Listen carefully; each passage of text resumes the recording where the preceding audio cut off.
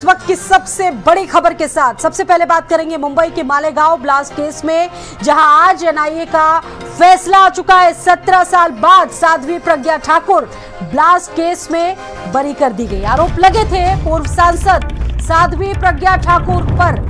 उनके अलावा सभी जो 7 आरोपी थे इस मामले में, उन सभी को बरी कर दिया गया है। साध्वी प्रज्ञा ठाकुर, कर्नल पुरोहित समेत सभी आरोपी बरी कर दिए गए, जिसमें सुधाकर चतुर्वेदी बरी किए गए, समीर कुलकर्णी बरी किए गए हैं, अजय राहिरकर, दयानंद पांडे भी बरी किए गए हैं। मालेगांव ब्लास्ट में 6 लोगों की मौत हुई थी। मस्जिद के पास खड़ी बाइक में ब्लास्ट हुआ था और इस मामले में 7 आरोपियों को एनआईए कोर्ट ने 17 साल के बाद अपना फैसला सुनाते हुए आरोपियों को बरी कर दिया गया है। एक बहुत लंबा प्रोसेस चला। मालेगांव ब्लास्ट में 6 लोगों की मौत हुई थी। कोर्ट का यह साफ कहना है कि धमाके के बाद पंचनामा ठीक से नहीं हुआ और यह भी कोर्ट ने माना है कि मालेगांव में ब्लास्ट तो हुआ लेकिन बाइक प्रज्ञा की नहीं थी। एनआईए कोर्ट ने यह भी कहा कि प्रोसिक्यूशन ने यह साबित कर दिया कि मालेगांव में धमाका हुआ, लेकिन वो ये साबित करने में नाकाम रहे कि बम प्लांट किया गया। और कोर्ट ने यह भी कहा कि हम इस नतीजे पर पहुंचे कि घायलों की संख्या 101 नहीं बल्कि 95 थी। तो ये बड़ा फैसला आ चुका है 17 साल के बाद मालेगांव ब्लास्ट मामले में और कोर्ट का साफ कहना है कि प्रज्ञा के नाम पर नहीं थी ब्लास्ट वाली बाइक। आज महाराष्ट्र के मालेगांव ब्लास्ट केस में एनआईए स्पेशल कोर्ट ने 7 जो मुख्य आरोपी थे उनको बरी कर दिया है। इसमें पूर्व बीजेपी सांसद साध्वी प्रज्ञा ठाकुर का नाम था, कर्नल प्रसाद पुरोहित का नाम था, रमेश उपाध्याय थे, सुधाकर चतुर्वेदी थे। मालेगांव 29 सितंबर 2008 को मालेगांव में एक धमाका हुआ जिसमें 6 लोग मारे गए और 100 लोग घायल हुए। करीब 17 साल के बाद आए फैसले में ये सारी चीजें हुई। अब आपको बताते हैं कि पूरा मामला आखिरकार था क्या। मालेगांव ब्लास्ट केस में 17 साल के बाद यह फैसला आया। 29 सितंबर 2028 को भीषण विस्फोट हुए थे। वहां पर 6 लोगों की मौत हुई थी, 100 से ज्यादा लोग घायल हुए थे। धमाके की महाराष्ट्र एटीएस ने शुरुआती जांच की, जो इन्वेस्टिगेशन चला और 2011 में केस को एनआईए के हवाले कर दिया गया था। एनआईए इसको देख रहा था। 2016 की अगर बात करें तो एनआईए ने एक चार्जशीट भी दाखिल की और इस चार्जशीट में सांसद प्रज्ञा ठाकुर समेत 7 लोगों के नाम सामने आए। कर्नल प्रसाद पुरोहित को भी इस मामले में आरोपी बनाया गया। Court accepted that prosecution able to prove that there was an incident of blast and 6 people were died and 95 persons injured. But court told to the in the open court that prosecution totally failed to prove that there was any role of the all 7 accused persons who are facing the trial from 17 years. Prosecution failed to prove that the RTX were brought by the Colonel Purohit and it was assembled and transported by the accused persons to the spot of incident. It is also disclosed by the court that और इस बड़े ये जो आज जिस तरीके से एक बहुत बड़ा फैसला आया, हमारे साथ सीनियर जर्नलिस्ट मयूर पारिक जी जुड़ चुके हैं और एडवोकेट हमारे साथ विनीत जिंदल जी जुड़ चुके हैं। इस बात चर्चा करेंगे हम उनसे। सबसे पहले विनीत जिंदल जी, मैं आप ही के पास आऊंगी। 17 साल लग गए एनआईए कोर्ट का फैसला और जो सभी आरोपी बनाए गए थे जिसमें एक पूर्व सांसद साध्वी प्रज्ञा का नाम सामने आया था, उन तमाम लोगों को बरी कर दिया गया है। कोर्ट का साफ कहना है कि बिना साक्ष्यों के हम कोई भी ऐसा फैसला नहीं ले सकते। जी बिल्कुल, देखिए, और जो जजमेंट आया है उस जजमेंट से पता ये चलता है कि एक पूरी मैं कहूँ कि किसी को इम्प्लिकेट करने की जो साजिश थी वो रची गई थी। और जैसा कि जो जजमेंट है बताया जा रहा है, क्योंकि प्रॉपर पूरा जजमेंट अब तक अपलोड नहीं हुआ है, पास में नहीं आया, लेकिन जो चीजें बताई जा रही है वो बहुत इंपॉर्टेंट है। कर्नल पुरोहित की अगर हम बात करें, जो कि प्राइम एक्यूज थे इस मामले में, ये था कि उन्होंने जो बम थे उनको असेंबल किया था, उनको ट्रांसपोर्ट किया था। उसको लेकर कोर्ट ने कहा है कि बम असेंबल करने का, उनको ट्रांसपोर्ट करने का कोई भी साक्ष्य जो है पूरे ट्रायल होने के बाद आज तक नहीं मिला है।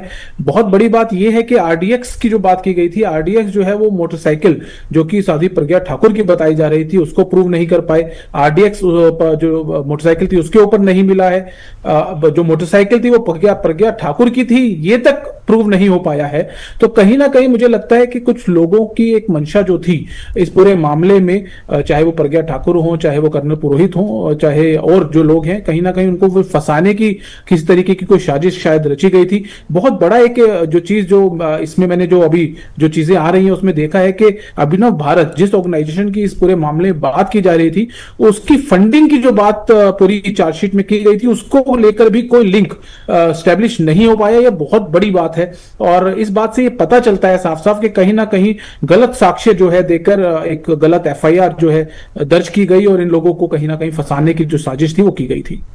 बिल्कुल। और मयूर पारिक जी भी हमारे साथ जुड़ चुके हैं इस बड़ी खबर पर बातचीत करने के लिए। मयूर पारिक जी, अगर इस पूरे केस का हम एनालिसिस करें, विश्लेषण करें, 17 साल के बाद ये तमाम चीज़ें आई हैं और सबसे ज़्यादा भगवा आतंकवाद पर भी बात हो रही होगी। आपने देखा कि ये पूरा मामला इस तरीके से हुआ, हिंट्स बहुत सारे मिले, लेकिन जो सारी चीज़ें हुई जो उस वक्त हुई 2008 के उस समय हुई, वो चीज़ें ठीक नहीं थी और बहुत चीज़ें बदली भी इस पूरे मामले में। 4 बार जजेस को बदले, तो आप इसको कैसे देख पा रहे हैं?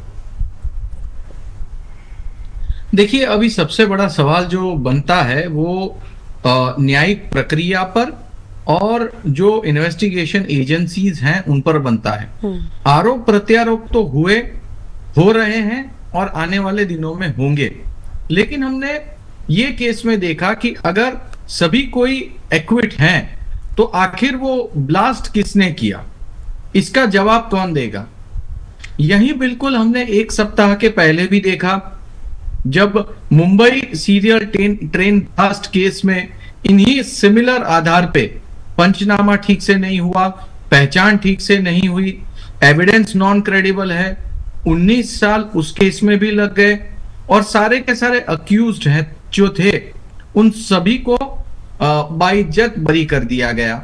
हालांकि अब उसके खिलाफ सुप्रीम कोर्ट में याचिका हुई है, लेकिन जब 19 साल ही लग गए प्राइमरी कोर्ट में और हाई कोर्ट में मामला निपटाने के लिए, इसमें 17 साल लग गए। दोनों ही केस को अगर देखें तो भैया सवाल यह खड़ा होता है कि आखिर आरोपी है कौन, ये धमाके करवा कौन रहा है। अगर मालेगांव के धमाके जो हैं जिसके ऊपर हिंदू आतंकवाद का रबर स्टैंप लगाकर पूरी की पूरी हिंदू कम्युनिटी को बदनाम करने की एक कोशिश की गई, अब सबके सब फ्रीली अक्यूज्ड जो थे वो फ्री हो गए, तो क्या हिंदू आतंकवाद का आरोप लगाने वाले स्टैंप पेपर पर माफी मांगेंगे? ये सबसे बड़ा सवाल है। संसद में हिंदू आतंकवादी होता है ये बताने वाले क्या अपने सांसद पद से इस्तीफा देंगे? ये अपने आप में एक सवाल है। जिस तरीके से पूरा का पूरा केस इन्वेस्टिगेट हुआ उसे ही कोर्ट ने नकार दिया। तो सवाल यह है कि इन्वेस्टिगेशन आखिर इतने ढिलाई के साथ क्यों हुआ। सबसे बड़ी बात जो दोनों ही केस में, चाहे मालेगांव बम धमाका केस हो या मुंबई के local train serial blast case हो, सेंटर में भी कांग्रेस की गवर्नमेंट थी और स्टेट में भी कांग्रेस की गवर्नमेंट थी। ऐसे में दोनों ही गवर्नमेंट एक ही पार्टी की होने के बाद इसकी जिम्मेदारी क्या कांग्रेस पार्टी लेगी, क्या कांग्रेस अध्यक्ष लेंगे? ऐसे कई सारे सवाल जो हैं वो इस समय हमारे सामने। कई बार सुना गया, आज अभी 5 मिनट पहले उनका एक स्टेटमेंट आया और उन्होंने सीधे तौर पर कहा है कि ये भगवा की जीत है, ये मेरी जीत है, ये मेरा पूरा करियर खराब कर देने वाला मामला है, इसको इन्होंने भगवा की जीत बताया है। हाँ बिल्कुल, निश्चित तौर पर मैं मानता हूं यही बात तो अब आगे होगी, क्योंकि बीजेपी ने इसी को मुद्दा बनाया था। साध्वी प्रज्ञा सिंह इस मामले में अक्यूज्ड थी, इसीलिए तो साध्वी प्रज्ञा सिंह को बीजेपी ने सांसद बनाया और ये बात संसद के सामने रखी कि आप जिसे हिंदू आतंकवादी करार दे रहे हो वो हमारे सांसद हैं, और वो चुन के संसद भवन पहुंची और संसद की डिबेट में भी उन्होंने हिस्सा लिया। ऐसे में सीधी बात है बीजेपी अब ये सवाल उठाएगी, साध्वी प्रज्ञा सिंह जिस भगवे को बदनाम करने की बात हुई थी उसी भगवे शब्द को यहां से आगे स्ट्रेच करेंगी। तो सवाल ये, लेकिन सबसे बड़ा पॉलिटिक्स अगर साइड में रख दें तब भी यही सवाल उठता है कि भैया अगर ये सभी के सभी बरी किए गए तो ये ब्लास्ट आखिर किसने कराया और क्यों कराया। जी बिल्कुल, और अधिवक्ता हमारे साथ नवीन जिंदल जी भी लगातार जुड़े हुए हैं। स्वामी चक्रपाणी क्या कह रहे हैं वो एक बार सुनते हैं उनको। गांव में जिस प्रकार से हिंदू आतंक के नाम पे कांग्रेस ने हिंदू संतों को और हिंदुत्ववादियों को गिरफ्तार किया था, फर्जी केसों में फंसाया था, आज वो सभी बाइज्जत रिहा हो गए। यह अपने आप में उनकी रिहाई कांग्रेस के छद्म निरपेक्षता के गाल पर एक बहुत बड़ा थप्पड़ है। यह समझना होगा कि जिस तरह से कांग्रेस ने एक प्रोपगेंडा फैलाया था, भगवा आतंकवाद, हिंदू आतंकवाद, वो जानबूझ के फैलाया था मुस्लिम तुष्टीकरण के में अंधे होकर के कि मुस्लिम आतंकवाद जो इस्लामिक आतंकवाद है उसके अगेंस्ट में कैसे हिंदू आतंकवाद एक दिखा करके और बराबर उसमें भी निरपेक्षता दिखाई जाए, जबकि हिंदू आतंकी होता ही नहीं। हिंदू तो पूरे विश्व को परिवार मानता है। हम किसी को ये थोड़े कहते हैं कि ये काफिर हैं और ये इनसे हम घृणा करते हैं, इनको मारो कूटो। स्वामी चक्रपाणी को आपने सुन लिया। इस मामले में उनकी ये टिप्पणी सामने आई और हमारे साथ बातचीत करने के लिए गेस्ट पैनल जुड़ा हुआ है। मयूर पारिक हमारे साथ जुड़े। पहले मैं आपके पास आ रही हूँ मयूर पारिक जी, अभी आपने स्वामी चक्रपाणी महाराज को सुना, आपने भी शुरुआत में कहा हिंदू आतंकवाद, भगवा आतंकवाद, जिस पर सबसे ज्यादा चर्चा हुई इस मामले में। उन्होंने साफ कहा कि साधु संतों की छवि को खराब करने के लिए, हिंदुओं की छवि खराब करने के लिए ये सारी चीजें हुई, बहुत प्रोपोगेंडा फैलाया गया। माफी मांगनी चाहिए क्या इसमें पूर्व सरकार को? हाँ देखिए, मैं आपको बताऊं, दरअसल ये पूरे मामले को समझने के लिए हमें एक टाइम ट्रैवल करना होगा। ये उस समय की बात है जब मालेगांव में ये बम धमाके हुए। मुझे ठीक याद है, मैं रिपोर्टिंग करने के लिए मालेगांव में था और कई महीनों तक मालेगांव में मैं बना हुआ था। और ये वो दौर था जब बीजेपी इस्लाम आतंकवाद इसे लेकर बहुत बड़े पैमाने पर एजेंडा जो थी वो आगे बढ़ा रही थी जी। और कांग्रेस पार्टी ये कहने पर तुली हुई थी कि आतंकवाद का कोई रिलीजियन नहीं होता, और ये पूरा का पूरा वही परिप्रेक्ष्य था। आप देखिए गुजरात में जो राइट्स हुए या फिर गुजरात में जो धमाके हुए, जिस तरह से एक के बाद एक कर एनकाउंटर में टेररिस्ट मारे जा रहे थे या पकड़े जा रहे थे, ये वो दौर था। और ऐसे में बीजेपी को टारगेट किया था कांग्रेस पार्टी ने, तब यूपीए था। यूपीए ने इस बात को लेकर टारगेट किया था कि बीजेपी जो है वो भगवा आतंकवाद फैला रही है, और टेररिज्म ये सिर्फ इस्लामिक नहीं हो सकता, ये हिंदू भी हो सकता है। ये उस समय की बात है। और मालेगांव बम धमाके के बाद हिंदू टेररिज्म का मुद्दा महाराष्ट्र विधानसभा से लेके लोकसभा तक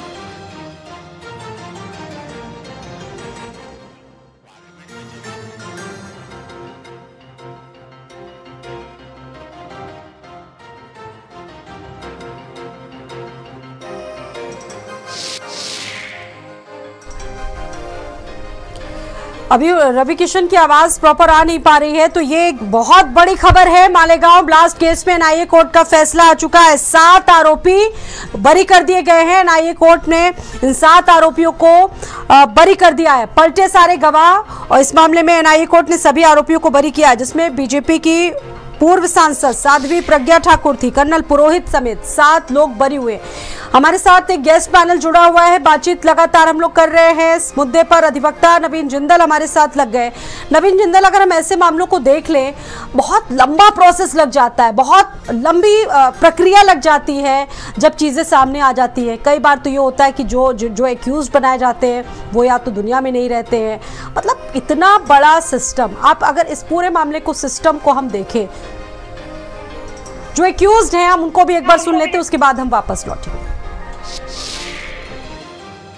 मालेगांव शहर में बम ब्लास्ट हुआ है, लोग जख्मी हुए हैं, लोग शहीद हुए हैं, पूरा गांव जानता है। कोर्ट में जख्मी लोग आकर अपने जख्म को बताया है, उसके बाद भी फिर भी कोर्ट ने उनको पूरा एक्विट नहीं किया है। हम जो है इसके बारे में हमारे जमतुल मार्शद मदनी महाराज जमतुल जो है हमारे जो एडवोकेट साहब है शाहिद नदीर साहब, उनके कहने के मुताबिक जो है हम आगे इसको चैलेंज करेंगे। एक बहुत अहम सवाल ये है कि जो जांच एजेंसियां इस मामले में जांच कर रही थी, वो कहीं ना कहीं उनकी एक बड़ी लापरवाही मयूर पारिक इसमें आप मान रहे हैं? क्योंकि सबसे पहले तो हम बात करें तो इस मामले में एटीएस जांच कर रही थी, उसके बाद एनआईए को इस मामले की जांच दी गई, बार बार चीजें बदली, 4-4 बार तो जजेस बदले, एजेंसियां बदली गई। आपको नहीं लगता कि एक बड़ी लापरवाही हुई इस मामले में? देखिए, मैं आपको बताना चाहूंगा कि जो 93 ब्लास्ट का केस था, उस 93 ब्लास्ट के केस में भी 2 बार जो थे वो जज चेंज हुए थे। पहले जो जज थे उनके बाद में दूसरे जज आए, वो जस्टिस कोदे आए, और वो पूरा मामला जो था वो कोर्ट में चला। लेकिन उसके जो अधिवक्ता थे वो भी 1-2 बार चेंज हुए। लेकिन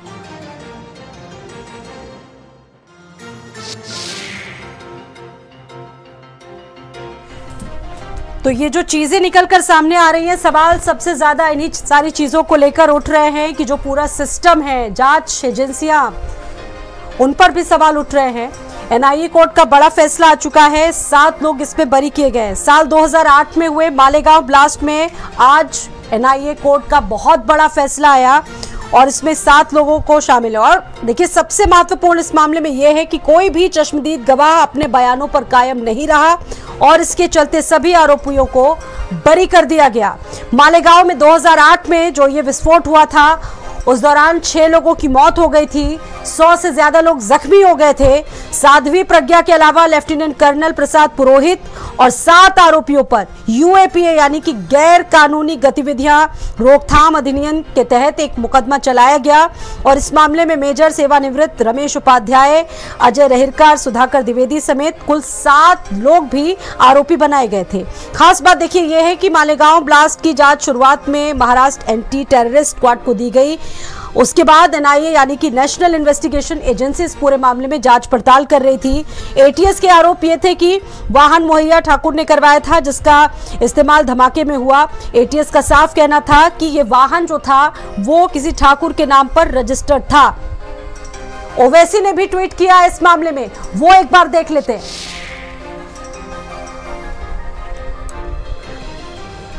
असदुद्दीन ओवैसी ने भी इस मामले में ट्वीट किया है, वो ट्वीट आपके सामने देखिए। विपक्ष लगातार, सबसे बड़ा देखिए सवाल यह है कि जो 6 लोग मारे गए, उन 6 लोगों को मारा किसने? सारी चीजें हुई, बहुत सारा प्रोपोगेंडा क्रिएट किया गया, लेकिन सवाल यह है कि जो निर्दोष लोग मारे गए इन बम धमाकों में, इन हमलों में सबसे ज्यादा जिन लोगों की जानें गई, जो लोग जख्मी हुए, जो लोग पीड़ित थे, आखिरकार किसने मारा? सियासत भी बहुत सारी हुई और उस वक्त आपको याद होगा कि 29 सितंबर 2008 को एक मस्जिद के पास खड़ी एक मोटरसाइकिल से बंधा विस्फोट उपकरण हुआ और उसमें ब्लास्ट हुआ। ओवैसी के ये सवाल है कि 6 लोगों को आखिरकार मारा किसने था? बीजेपी सांसद रवि किशन क्या कह रहे हैं इस मामले में, एक बार उनको सुनते हैं। समझ में नहीं आता, हम खुश हूं कि दुखी हूं, क्योंकि बहन हमारी दीदी प्रज्ञा, साध्वी प्रज्ञा मेरे बगल वाली सीट में वहीं बैठती थी पिछले सदन में। पैरालाइज, उनका शरीर तो पूरा वेजिटेबल कर दिया। और बाकी अक्यूजों के परिवार के साथ 17 साल में क्या होगा, उनके बच्चों की जिंदगी पे क्या होगा, वो माता पिता उन पर क्या बीती होगी जिनके बच्चे सारे, जिनको आरोप मढ़ा गया था, आज उनका जवाबदेही उस 17 साल कौन लौटाएगा उनकी लाइफ से? तो कांग्रेस की जितने आला कमान जो नेता रहे, जिन्होंने भगवा आतंकी शब्द दिया गया था, उनको जवाब देना है। They are all accountable. Parliament में जवाब दें, अपने क्षेत्र में, अपने जिले में जहां चुनाव लड़ते हैं, विधानसभा में जहां चुनाव लड़ते हैं वहां जवाब दें, देश को जवाब दें, 100 करोड़ हिंदुओं को जवाब दें कि क्यों भगवा आतंकी बताया, किस प्रूफ के साथ आप लोगों ने बोलना शुरू कर दिया, किसने नैरेटिव सेट किया, कौन था, क्या मास्टरमाइंड था, क्यों भारत में 25% टैरिफ ट्रम्प ने लगा दिया है। Economy is a dead economy. Trump is saying Indian economy is a dead economy. Yes, he's right. I mean, everybody knows this, except the Prime Minister and the Finance Minister. Everybody knows that the Indian economy is a dead economy. I'm glad that President Trump has stated a fact. What more do? Why are you asking this question? लेकिन 25% tariff लगाया, plus penalty भी लगा दी। This is a dead economy. Are you people not aware of this? आपको ये मालूम नहीं है कि इंडियन इकोनॉमी डेड इकोनॉमी है? कोई कंफ्यूजन है आप में? पूरी दुनिया जानती है कि Indian economy is a dead economy और बीजेपी ने इकोनॉमी को खत्म कर दिया है। क्यों खत्म किया है? अदानी जी की मदद करने के लिए खत्म किए। तो आप लोग हैरान क्यों लग रहे हो? देखिए, आप एक चीज देखिए, फॉरेन मिनिस्टर भाषण करते हैं, we have a genius foreign policy, ठीक है। एक तरफ अमेरिका आपको गाली दे रहा है, दूसरी तरफ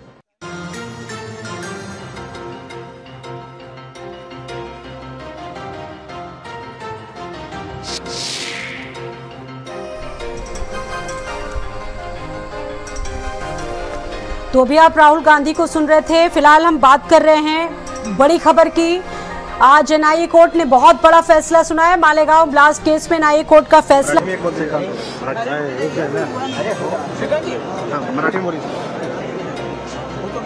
मराठी आदमी नहीं है इधर। तो 7 लोग 2008 मामले में, जो इस मामले में मुख्य रूप से आरोपी बनाए थे, एनआईए कोर्ट ने आज सभी आरोपियों को बरी कर दिया है। सबसे बड़ा सवाल, अभी आपने रवि किशन को भी सुना, क्योंकि अब ये जिस तरीके से आरोपियों को बरी किया गया है, उसके बाद सियासत भी देश में शुरू हो चुकी है। रवि किशन साफ तौर पर कह रहे थे कि 17 साल उन लोगों को कौन लौटाएगा, जिन लोगों को, जिन निर्दोषों को एक्यूज बनाया गया, उन लोगों को 17 साल कौन लौटाएगा। अब इस मामले में खुश हो या दुखी हो, ये समझ नहीं आ रहा है। हालांकि तमाम प्रतिक्रियाएं निकलकर सामने आ रही, लेकिन उन्होंने एक चीज और जो सबसे महत्वपूर्ण कही कि भगवा आतंकवाद पर सबसे ज्यादा बात कही गई। ये जो भगवा आतंकवाद का नैरेटिव था, वो आखिरकार सेट किसने किया? क्या पूर्व सरकारें इसको लेकर जवाब देंगी? ये भी बीजेपी के तमाम नेता कह रहे थे। धमाके की अब ये पूरा मामला क्या था, ये भी हम आपको बता रहे हैं। 2011 में केस को एनआईए के हवाले किया गया। 2016 में एनआईए ने अपनी एक चार्जशीट दाखिल की और उसके बाद चार्जशीट में प्रज्ञा ठाकुर, जो कि सांसद रही हैं, प्रज्ञा ठाकुर समेत कुल 7 आरोपियों को बनाया गया। कर्नल प्रसाद पुरोहित को भी इस मामले में आरोपी बनाया गया। मालेगांव ब्लास्ट केस में कुल 17 साल लग गए, बहुत लंबी प्रक्रिया लग गई। 17 साल के बाद आखिरकार आज फैसला आया है। जो आरोप लगाए गए थे तमाम आरोपियों पर, तमाम आरोपियों को बरी कर दिया गया। 6 लोगों की मौत हुई थी, 100 से ज्यादा लोग जख्मी थे। धमाके की महाराष्ट्र एटीएस ने शुरुआत की थी, शुरुआत में जांच की थी और उसके बाद आखिरकार 2011 में कुछ सालों के बाद इस मामले को एनआईए के हवाले कर दिया गया है। और 17 साल बाद आए इस फैसले में जज ए.के. लाहौटी ने यह साफ कहा है कि जांच एजेंसी अपने आरोपों को साबित नहीं कर पाई है और ऐसे में आरोपियों को संदेह का लाभ मिलना चाहिए। इस केस का फैसला 8 मई वैसे तो 2025 को ही आ जाना था, लेकिन फिर भी कोर्ट ने इसको 31 जुलाई के लिए अपने पास रिजर्व रखा। और मालेगांव ब्लास्ट केस की शुरुआती जांच, जैसे कि हम आप लोग को बता रहे हैं, एटीएस ने शुरुआत की थी इसकी, लेकिन 2011 में इसको एनआईए के हवाले किया गया। 2016 में एनआईए ने चार्जशीट दाखिल की। इस केस में अब तक 3 जांच एजेंसी और 4 जजेस को बदला जा चुका है। 7 आरोपी जो बरी किए गए, किस पर क्या आरोप थे हम आपको ये भी बता रहे हैं। आरोपी नंबर 1 साध्वी प्रज्ञा ठाकुर। आरोप यह था कि धमाके के लिए एक व्यक्ति देने की जिम्मेदारी उन्होंने ली। रामजी कलसांगरा और संदीप डागे को सुधाकर द्विवेदी से उन्होंने मिलवाया, ये आरोप थे। और आरोप कर्नल रिटायर्ड प्रसाद पुरोहित पर यह थे कि अभिनव भारत संगठन शुरू किया और संगठन के लिए 21 लाख रुपए भी उनकी तरफ से जुटाए गए। नाम निसार अहमद, लड़के का नाम सैयद अजहर। 2008 में भिक्खू चौक में जो रात में बम ब्लास्ट हुआ है, ये बच्चा मेरा फर्जंद सैयद अजहर है। ये जगह के ऊपर वहाँ पे पहुँचना और उसका स्पॉट होना और जगह के ऊपर ये स्पॉट हो गया। आज जो इस मामले को 17 साल के ऊपर हो गया है। मालेगांव, नासिक, मुंबई, यहाँ तक के जो कोर्ट काम नाम किया है, हमको इंसाफ के लिए हम यहाँ तक के आए हैं। और आज जो कोर्ट ने फैसला दिया, ये फैसला हमको नामंजूर है, क्योंकि इसमें इंसाफ हमारा नहीं मिलता। इसके लिए हम आगे चल के हमारे फैसले के लिए हाई कोर्ट और सुप्रीम कोर्ट के दरवाजा खटखटाएंगे। हमको इंसाफ मिलना चाहिए।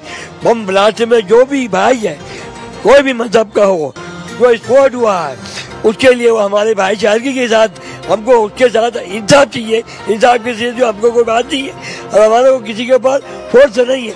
हम इंसाफ के लिए मुंबई हाई कोर्ट और सुप्रीम कोर्ट का दरवाजा खटखटाएंगे।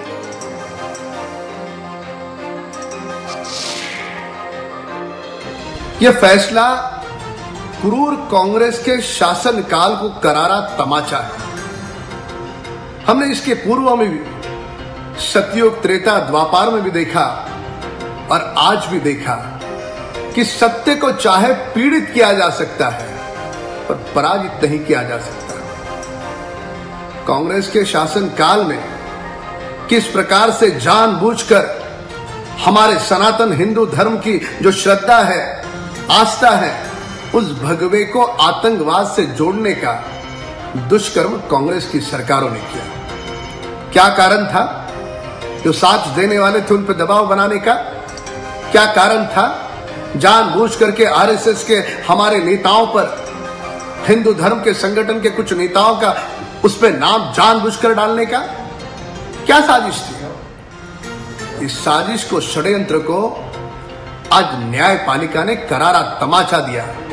यह तमाचा उस समय की कांग्रेस सरकार को था।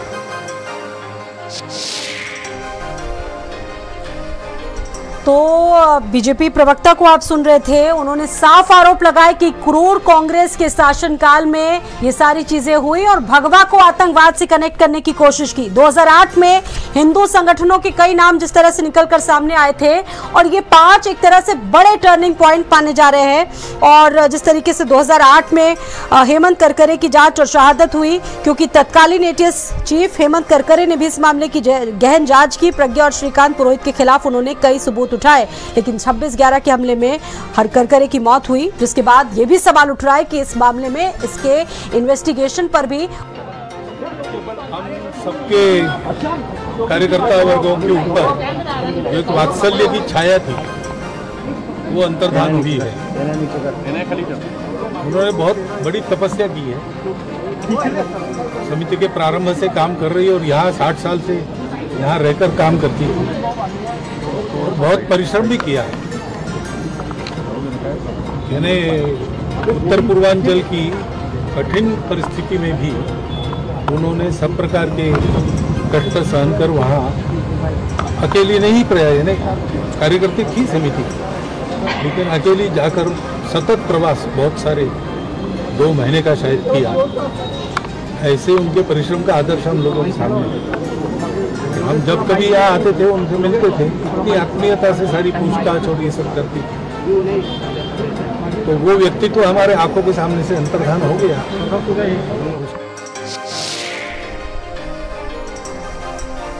तो इस मामले में एनआईए कोर्ट का फैसला और किसको किसको आज बरी किया गया है। समीर कुलकर्णी बरी हुए। मालेगांव ब्लास्ट मामले में अजय राहिरकर को बरी किया गया है।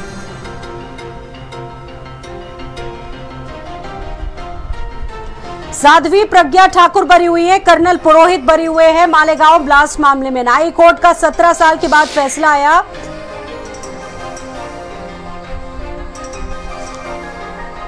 बीजेपी प्रवक्ता रत्नाकर सिंह इस वक्त फोन लाइन पर हमारे साथ जुड़ चुके हैं। रत्नाकर सिंह जी, बहुत बड़ा फैसला आया है 17 साल के बाद। मालेगांव ब्लास्ट केस में सभी आरोपी बरी हैं और जिस तरीके से सवाल उठ रहे थे प्रोपेगेंडा फैलाने के, भगवा आतंकवाद को लेकर बहुत सारे आरोप लगाए गए, क्या कहेंगे? कितनी बड़ी जीत मान रहे हैं आप लोग इसको अपने लिए?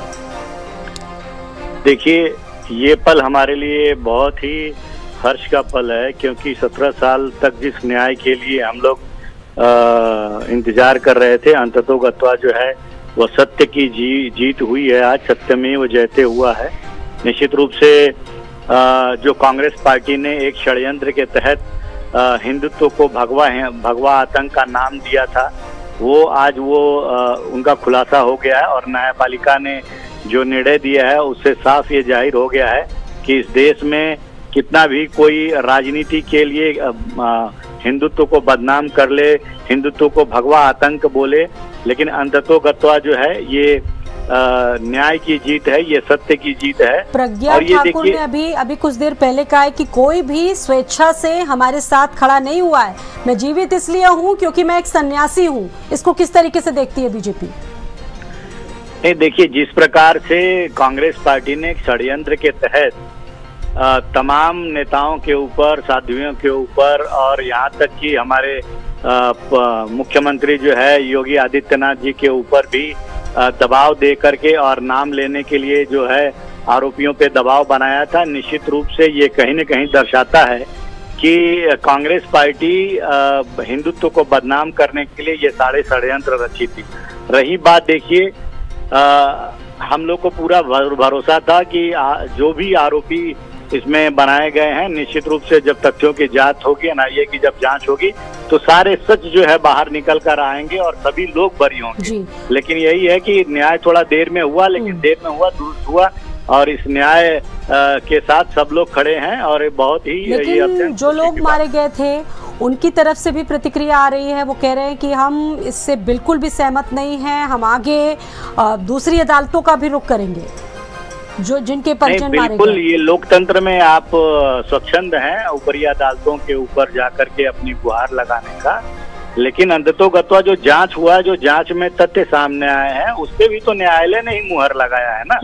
अगर वो तथ्य आगे भी जाएंगे जब भी ऊपरी न्यायालय पे, तो वहाँ पे भी वो सारे तथ्य वही रहेंगे, कोई बदलने वाले तो तथ्य है नहीं। अब ये कांग्रेस की सरकार तो है नहीं कि जहाँ पे षड्यंत्र करके तथ्यों को बदला जाए और उसको सच को झूठा साबित किया जाए।